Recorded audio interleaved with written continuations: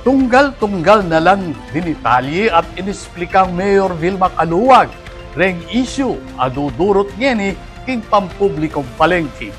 Ay ning report ng Laika Gamboa. Pepalwalyang pasyag e Mayor Vilma Caluwag king tutukan ng sitwasyon king bayong palengke ning Siyudad San Fernando kapamilatan ning video makapost king City of San Fernando, Pampanga, City Information Office. Agpangkang Mayor Caluwag, aliliwakan ng maling impormasyon ng pokasiran king administrasyon inga tatanggap ning kayang opisina. Betong kano kareng peka problema, yung ela mamayad upareng magtinda king palengke inya meragul kano ing karelang pakibatan. Mula pa nung nakaraang taon, nagsimula na tayong magbigay ng notices at demand letters.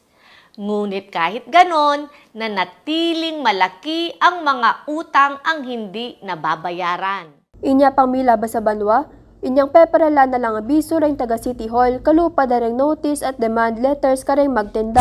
Kung babalikan ang market code, malinaw na ang list ay pribilehiyo lamang, hindi karapatan.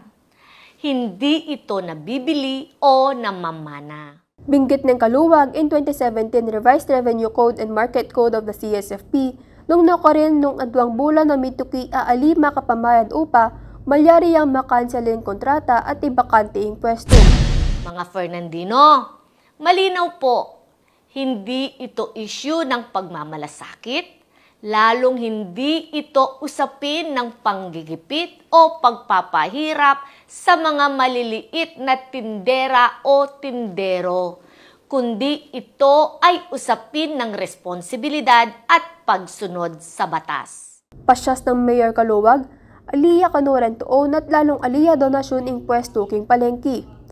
Pero nililinaw natin na hindi ito rent-to-own, lalong hindi rin donasyon. Nung balahos kanong palampasan yung makanining sistema, malugi ya kanuing LGU kabang asahan ang magreklamo na ring mamalay na tutuki king gustong proseso.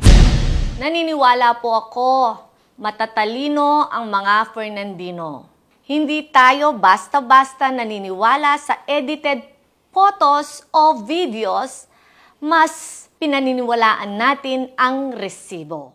Ako Laika Gamboa para kay News First Pampanga, Balitang Tutu, King Balen Susuyo.